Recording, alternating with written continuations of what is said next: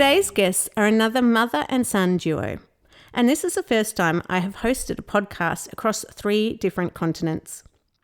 Lois and Nicholas Letchford's story started in Australia and then moved to the US and finally settled in the UK. Nicholas is an Oxford graduate and his mother Lois is the author of the book Reversed, a memoir. The book details Nicholas's dyslexic journey from a mother's perspective, the challenges they both faced, but ultimately Nicholas's amazing successes. This is a great podcast for parents and fellow dyslexics. It shines a light on some of the hidden mental health struggles that we can all face and a mother's determination to never, ever give up. I hope you enjoy this podcast. So thank you both for coming on the show today. I'm really excited because this is the first time I've interviewed 2 people in different parts of the world. Nicholas from England and then Lois, who is in America, and then I'm in Australia, as you both know, in Melbourne. Thank you, Shae. It's delightful to be here. Thank you. You too. So Nicholas and Lois, you have had such a fascinating story, reading some articles online about you both. And Lois, you wrote a book called Reversed, a memoir, talking about your experiences as a parent, about Nicholas's journey through 3 different levels of education in 3 different countries, from Australia through to the US and then the UK. Can you talk to us a little bit about, both of you, about your experiences in Australia and what led you over to the US? Our family's Australian, and my husband's a professor, and he studied in Brisbane and then ended up teaching in Brisbane. So our boys went to the local primary school. I'm middling my names up, whether it's primary or elementary, but it was a local primary school. And our eldest son, was very articulate and quick and incredibly fast with language. And then we had Nicholas. And it took me a long time to acknowledge what had happened, but Nicholas had ear infections from 8 to 18 months. So that actually impacts brain development and it impacts schooling significantly because you're not hearing the language well. Then that's one component.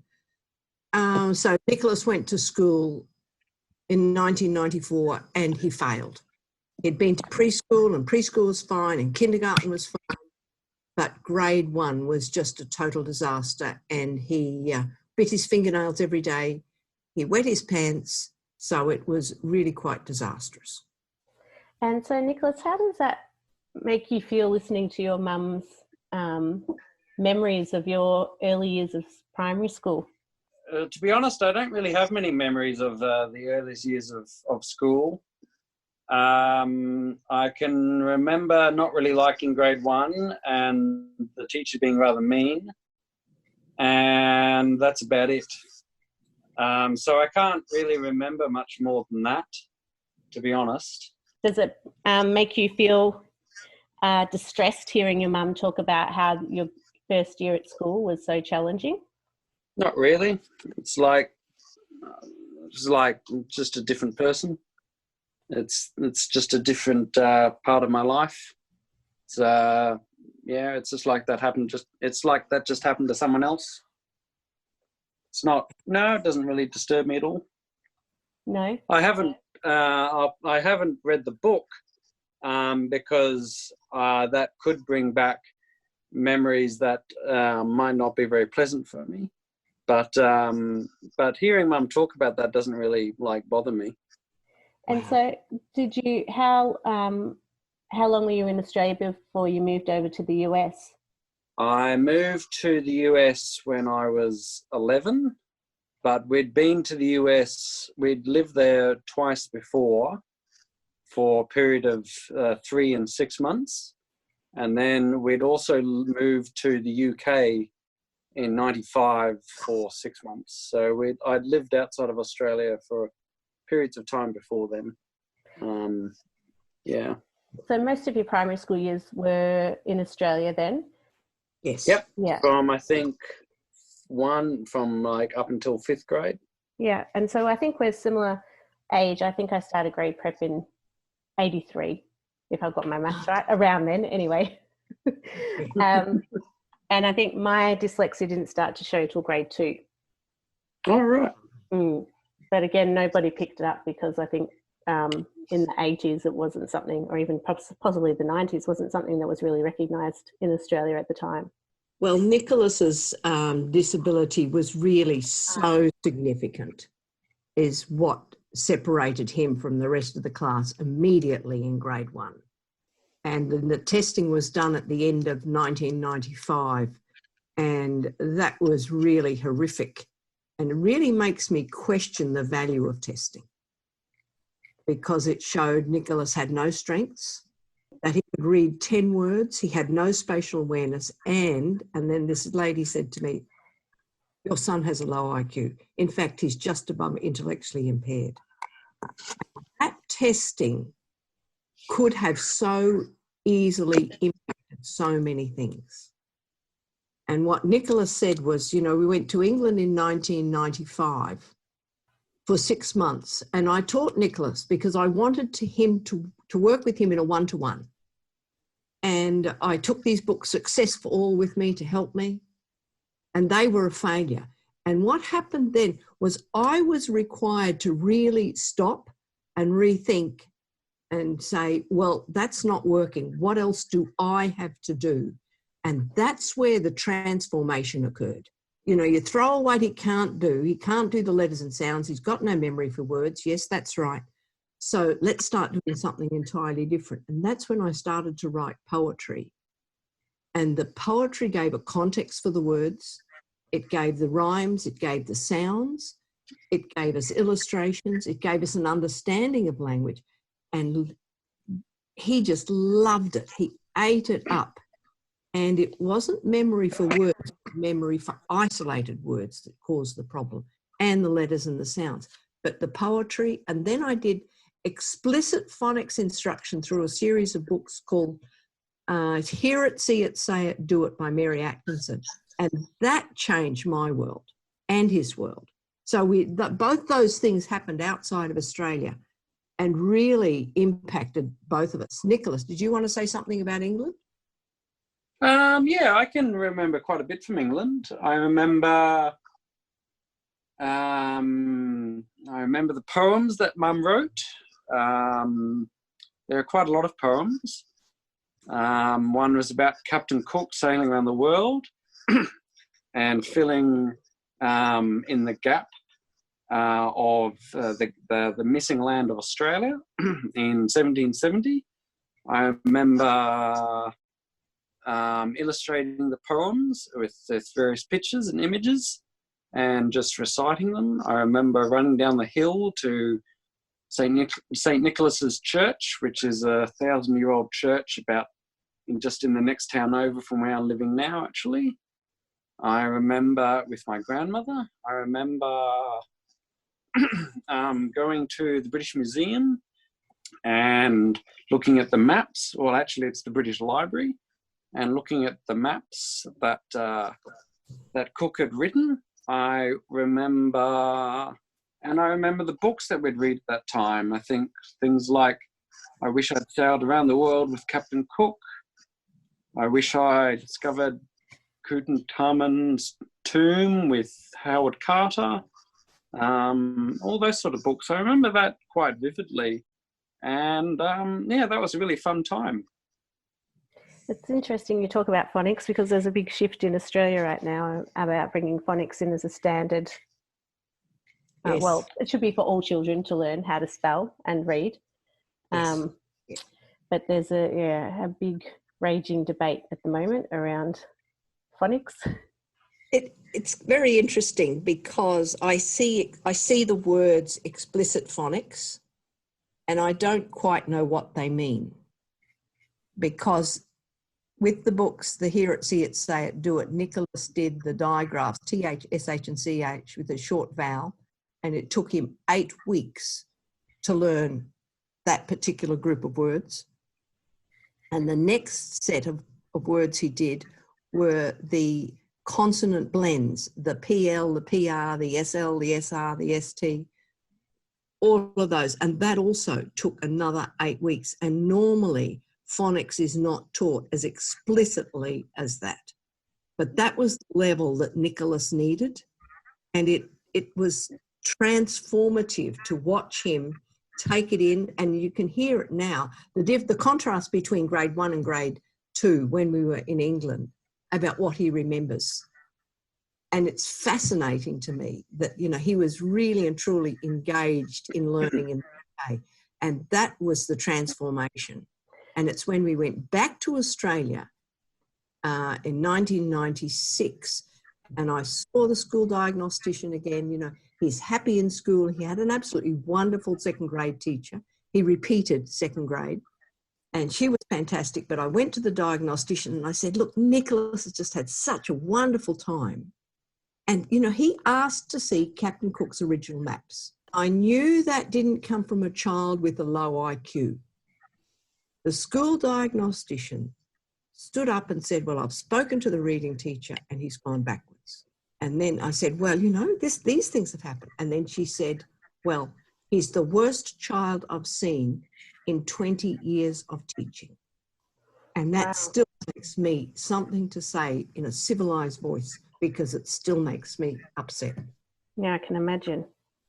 And that was a real clue for me. But then, see, you have this contrast between the testing that happened at the end of 1994, where they're saying he can't do anything, and then you've got this child who's doing dramatic things. What Nicholas did with mapping blew my mind. His engagement in the learning was just phenomenal. So, did you see the differences in each country around how they taught and their attitudes towards Nicholas being dyslexic? no, because I was teaching Nicholas at home. Okay. I took him totally out of school, and that was done deliberately because I asked Nicholas, do you want to go to school in England? And you could just see the blood just literally drop from his face. And so he was terrified of going to another place where he would not understand the teachers. He would have to learn a new routine, and he was just terrified. So he didn't even attempt to go to the school once I saw that. That was just too hard.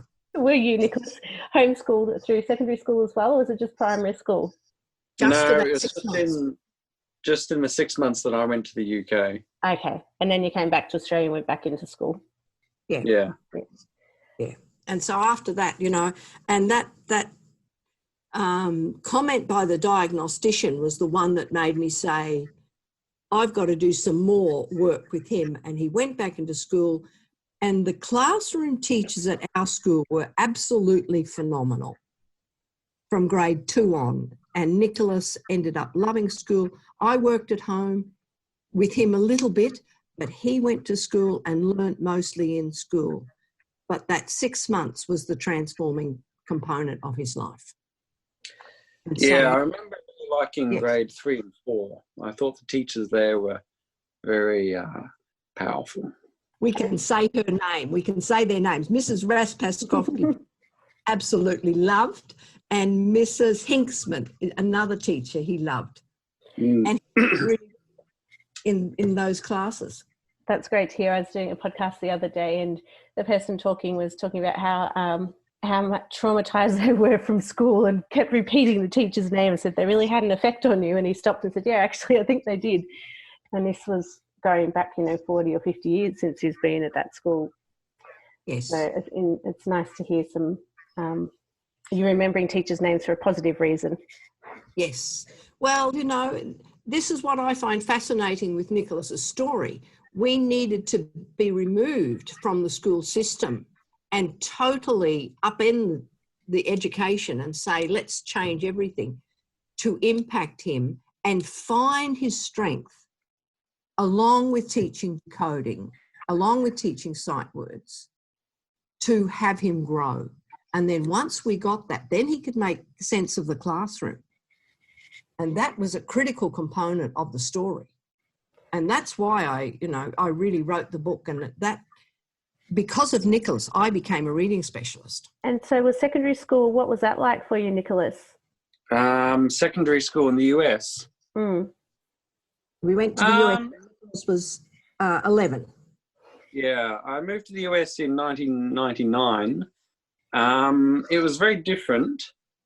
It was very I felt like they really encouraged more reading, and the reading component was very much like encouraged, and almost like added. There was a competitive element to it, or like a way of testing that allowed you to gain points, and so there was that incentive to gain points. And although I wasn't really interested in the points or the prizes that came with them, but I felt somehow that really got me interested in reading through the accelerated reader program that they had at the school. Elementary school, yeah. I also did a lot with Connects. I built between grades 4 and 5 in the US. I built a lot of structures, and that was fun because, well, they just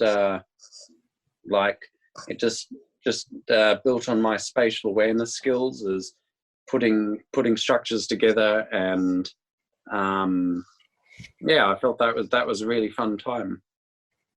And so did your dyslexia impact you when you were in secondary school, or did you have strategies in place then to manage it? I think dyslexia has affected me at every stage in my life. Just finding ways and adapting ways to get around the struggles, and using the dyslexia I have to my advantage, you could say. It's not necessarily ways of managing it into fitting into society. I would say it's more of a way of using the dyslexia that I have to achieving the goals and ambitions that I've set. So you just need to modify your goals and find out how you could use your strengths and to your benefit. Yeah, there's a big. So it's not I wouldn't say it's necessarily like changing yourself to fit in with society. It's more just viewing yourself as a separate entity and separate, just being different. And I don't think there's anything wrong with it. No, and there's a big movement at the moment, particularly coming out of the UK, around dyslexia being a gift or a superpower, which I'm not sure about, because, I mean, I'm extremely lucky. Nicholas, you're extremely lucky. We've had parents and mums that have stood by us. And my mum's edited all my work, and my listeners know all I ever do is talk about my mum and how amazing she is and what she's done for me and my family, and how I wouldn't be here without them. But it's the people we come across that don't have that support. Yes. That I think, whether they think that's a superpower for them or, is a manageable difference or not. Yes, I totally agree with you. Totally. Yeah, agree. I can't argue with that. It's like I've been very privileged in the role and the support that I've had, particularly through Mum, with writing all those poems, and that was that was a really impactful period in my life. And sadly, the reality is that many people do not have that support. No, we're coming across more and more, particularly young people and adults that haven't been diagnosed, have been diagnosed later in life.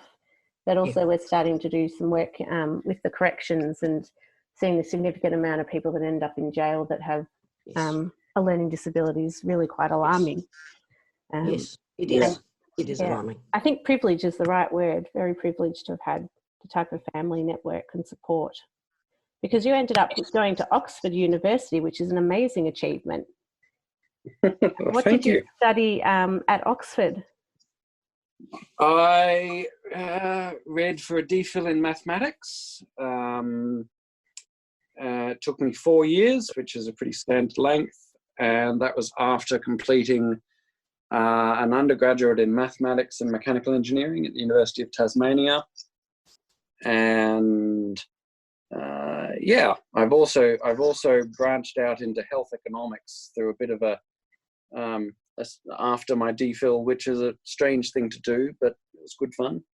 That's my area. Well, health anyway. That's where I've spent most of my life working in health. But it's interesting you say Tasmanian University, going off on a side tangent, because we interviewed the Vice Chancellor, who's now the Vice Chancellor of Tasmanian University, Rufus Black, who's dyslexic. And so we did a podcast. I did a podcast with him last year. Yeah, so if you have time to listen to it, his story is fascinating as well. Oh, really? Sure. So Tasmania is starting to lead the way in a number of different areas, which is great to see. Yeah, it is. That's amazing. Yeah. I can't say I was blessed with any mathematical skills. So it's interesting speaking to some dyslexic people that people have dyslexia that their maths is really, really strong, or it's really, really bad, and I fall into the really, really bad category. So is mine. Oh gosh, I'm trying to do my maths for my PhD at the moment. Tell you what, it's really all the statistics just it's like a different language for me. Yes. Yes. What's your PhD in? It's in dyslexia. We're looking at the social and emotional well-being of young people and adults. Was the first Public health? Yeah, public health with the speech, because I originally trained as a speech pathologist. Are you doing like a cohort study or like some sort of? I'm just curious. Sorry. No, that's all right. The first component was a survey across the country, so we've just kept it within Australia at the moment, and we used an evidence-based standardised assessment tool from the UK actually. Like a cross-sectional study. Yeah, and okay. So that was the first component. I'm just writing my papers now for publication for that, and the second part is interviewing people in the workplace, so dyslexic people and their experiences, but also people working in HR or that have managed people with dyslexia, so we can get both sides of the story, so then we can develop the right resources and tools for people. Okay. That's really exciting. Wow. Yeah, it's exciting because nothing like this has come out of Australia, and we really wanted to start building that evidence base to support young adults in particular. So you're working in the health department, the public health department, not through education? That's correct, public health. Okay, wow. That's really exciting. Wow. Yeah, it is. It's a lot of work. What was your experience like going to Oxford? Because living in the UK myself for a period of time, there's different levels of expectations. And where did you live in the UK? So in Hampshire for a little while, and then down in Cornwall, right at the bottom at St Ives. But we had gone up to, the Durham University and hung out there for a little bit. And it was really interesting to listen to how people spoke around university education back then. So did you feel self-conscious going into Oxford knowing that you had dyslexia, or it didn't impact you at all? The dyslexia, so Oxford was a bit of an odd period of my life. It's a strange place because it's not really like any other place in the world, and it's just its own different little thing. I did experience a lot of depression over that time, and that was a very difficult period of my life. I didn't really manage this like the dyslexia and the workload and the tasks very well, and all the stress. I didn't really manage, and all the just like mental health in that period, I think, went out the window for me. So that was a very difficult period of my life, actually. It wasn't so much like my dyslexia was causing this. It's just I don't really like see myself as like this is me and like my dyslexia is another part. It's just sort of like I just see it as all one sort of component as what I am.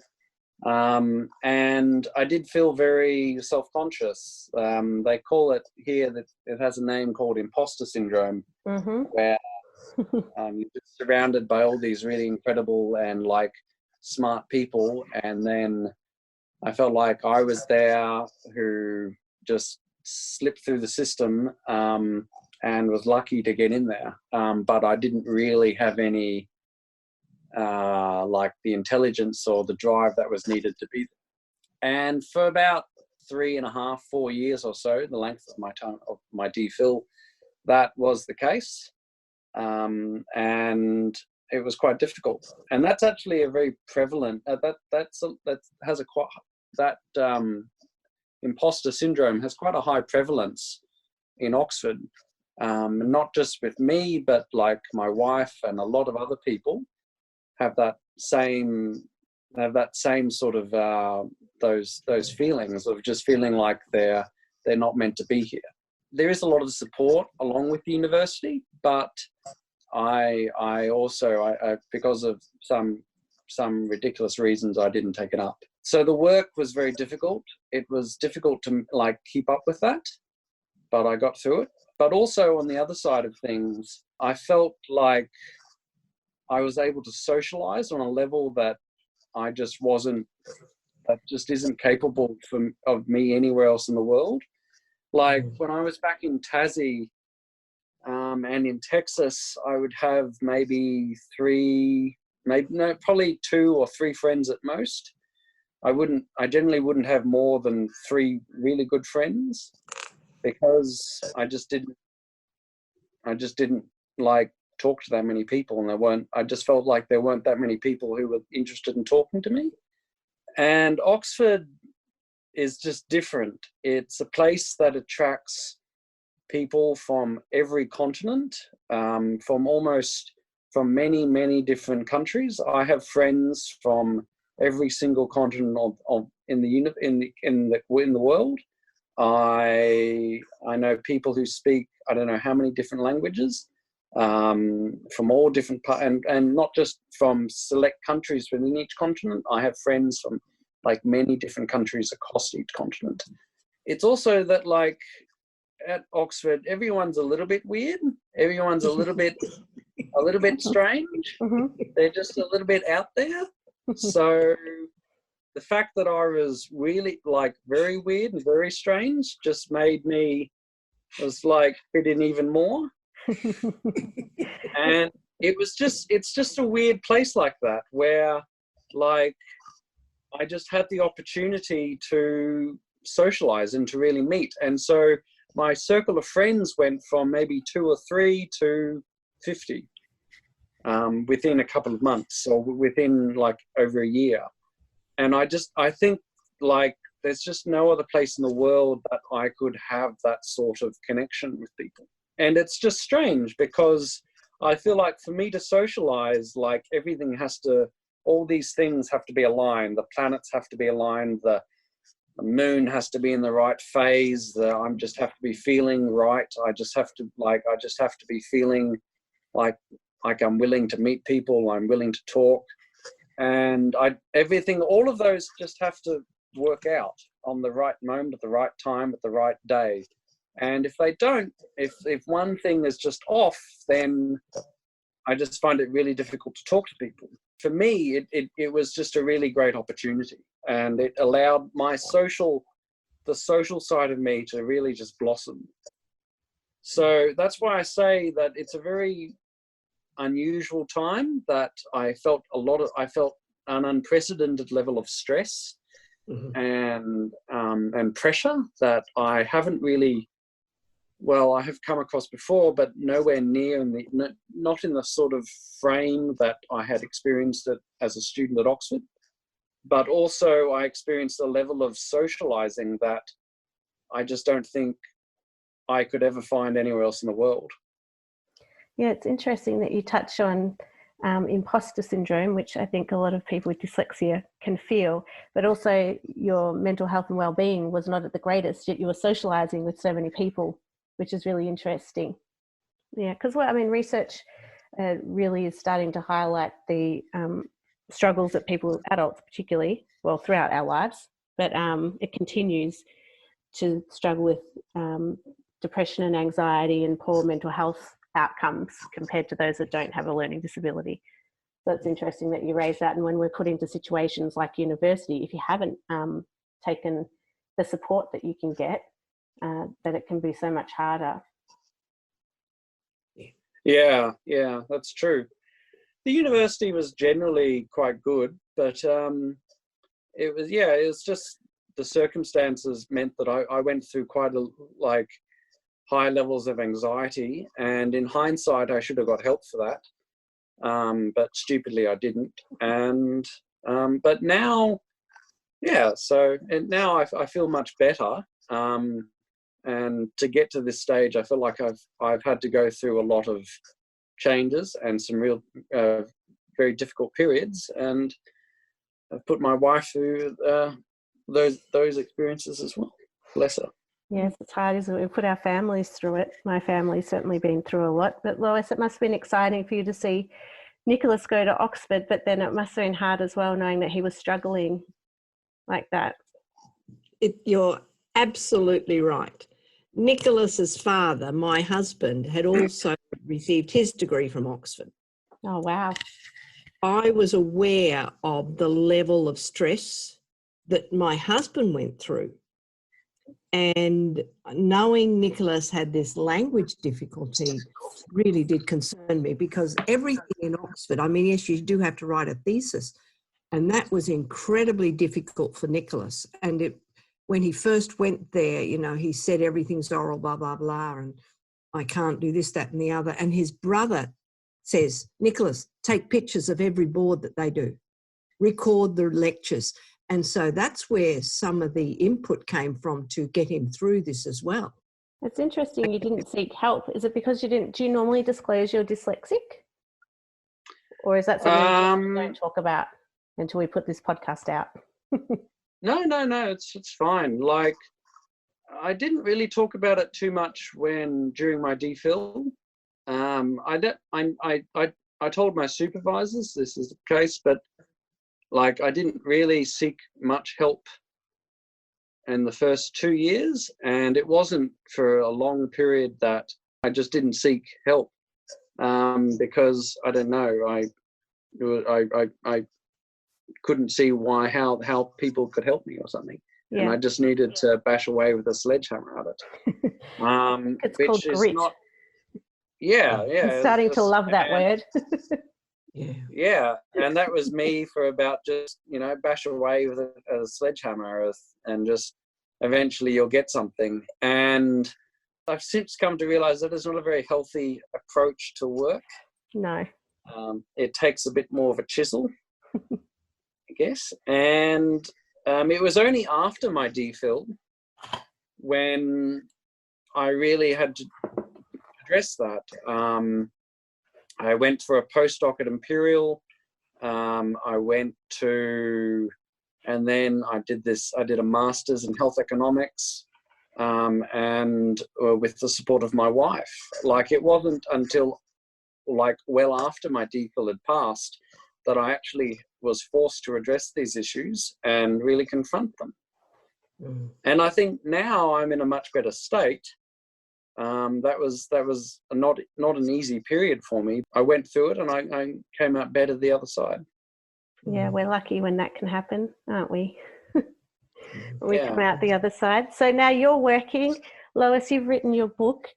So in the workplace now, Nicholas, do you have strategies in place that help you day to day, or I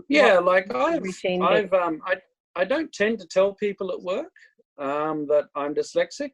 I feel like that's, I don't know, personally, for me, I feel like I don't tell them unless if they absolutely have to, because I feel like that's a bit, I don't know, people might think I would be making excuses or something, and they don't really need to know.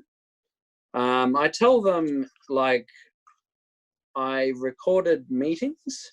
And I have told my line manager, who I don't work with explicitly, it's just, but she knows the employee, like HR manager, so they know. But like the people I work with immediately, I tend not to like really tell them. I have developed a series of strategies that have aided me in addressing the challenges that I face. Like, recording meetings is a big component. That's something that really really helps me. And I've also learned to use a variety of software. The most helpful, like, apart from recording meetings, but also a transcribing software, which is reasonably helpful. I've found, or it can be, particularly in recording, like generating meeting notes, because making meeting notes for me is just, it's like, I don't know, asking someone to climb Mount Everest. Yeah. it's just the worst thing. It takes me hours to do.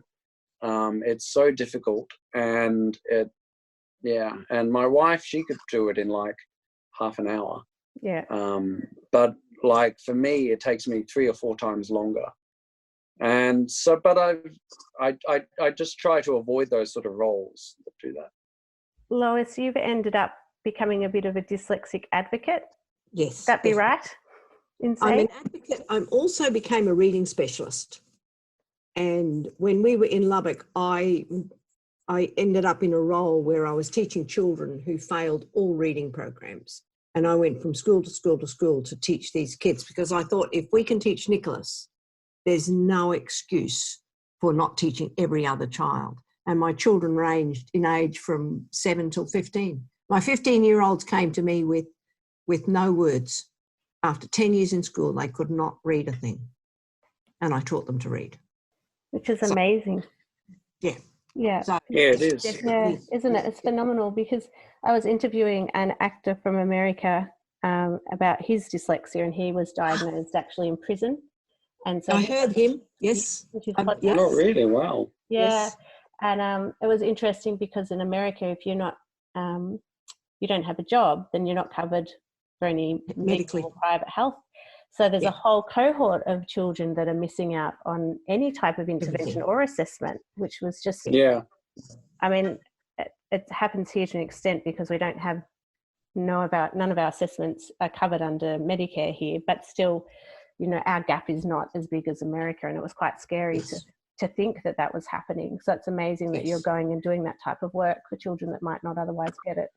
It was phenomenal, and it was an eye-opener to me, and it was really important for me to have the knowledge that I had, and then make sure, you know, I taught every child really, and that's what really led to the book. One of the components that led to the book. So is dyslexia, does that run in your family that you know of? Yes. Yes, it was interesting. My mother was 70 when I was teaching Nicholas in 1995, and she was watching me, and she said, "Lois, I needed help in school like you're giving Nicholas." Oh. And I went through school. I clearly remember being able to read the words. I could not comprehend. But because I could read the words, no one else cared. The fact that I got nothing right in the questions was irrelevant. I could read the words. Yeah, it's hard, isn't it? Because we're pretty sure it comes from my dad, and he always says he wished he'd been a surgeon or could have been a doctor. And you just think how many people have missed out on opportunities. Yes. Well, I look at that's very true. Nicholas's life and see the extreme of his education, you know, to move continents is what transformed his life both times and allowed him to be where he is today. Yeah, it's an amazing story and an amazing achievement, because, and to get through Oxford when you were struggling as well with your mental health is just, you know, it's phenomenal. You should be really proud of yourself, and I hope our listeners well, thank you. Yeah.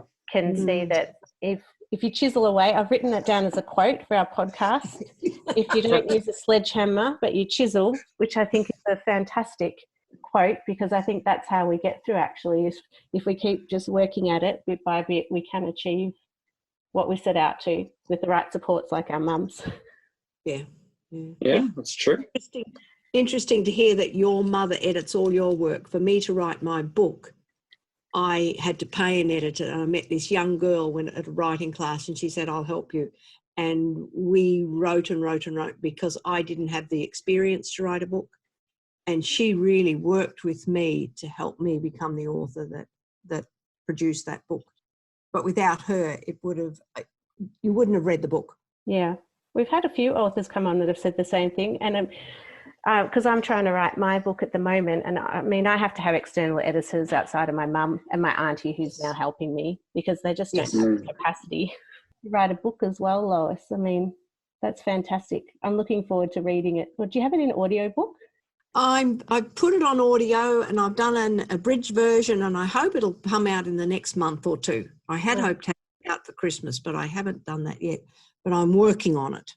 fantastic. I'm just learning audiobooks, and I tell you what, I love reading. It just takes me a lot longer, and I don't have much time with uni at the moment, but audiobooks they're amazing. We have a whole chapter in my book on it. Is there anything else you'd like to say to our listeners? I think believe in yourself and search for help. It's very difficult to do this alone. Find role models, find others who've been there, and certainly get as much help as you can. You need people who believe in you and believe you can learn to read and you can achieve at the highest levels. I'd mostly, just that pretty much, that you've got to find out what you're good at. You've got to find out what you like, and you've got to surround yourself with people who support you. Yes. I fully admit that I've had a lot of support throughout my life. First with my mum, who I don't think any of my achievements would have happened without her. That's important to recognise. And also the teachers that I've had since then. I've had a series of very influential teachers at every stage of my life, and I remember them. Yeah, they were in high school, in junior high school in the US with one of my science teachers. And I had a math teacher. Say her name. You can say her name. I think her name now is Mrs. Lovering, but her name Mrs. Lovering, that's right. She was a science teacher in year 7. She was, I think she saw me for who I am. I had a math teacher, Mrs. Bombor, in high school, who was very influential. She really knew what, I think she saw me and the ability of mathematics that I had. But I went to university. I had a university professor who was just so engaging. He just loved math so much. You could be someone who has hated math your whole life, and you could be in one lecture of his and you'd be loving it. That's Professor Larry Forbes. I wish I'd had a maths teacher like that. Yeah. And I just sort of took the tools and mentality that I had developed throughout my life up to that point, which was to just bash through things with a sledgehammer. And I didn't really, and as a result, my mental health just took a nosedive. I didn't really seek help, and that was not good. So I just think it's absolutely vital to surround yourself with people who support you. Thank you so much for coming on the show. It's been such a pleasure talking to you both and learning about your story. It's fantastic. Thank you. Thank you. This has just been wonderful. Lovely. Wonderful. Thank you so much. To find out more about Nicholas and Lois's story, including where to purchase Lois's book, Reversed, a memoir, head to the Dear Dyslexic website. If you haven't already done so yet, make sure you sign up to our mailing list so you can keep up to date with everything we do at the Foundation. Head to deardyslexic.com. And don't forget, if there is anything you have heard today that was distressing, please call Beyond Blue on 1300 22 46 36 or Lifeline on 13 11 14. If there is a topic you would like discussed on the show, please email us admin@deardyslexic.com. Thanks for joining us today, and bye for now.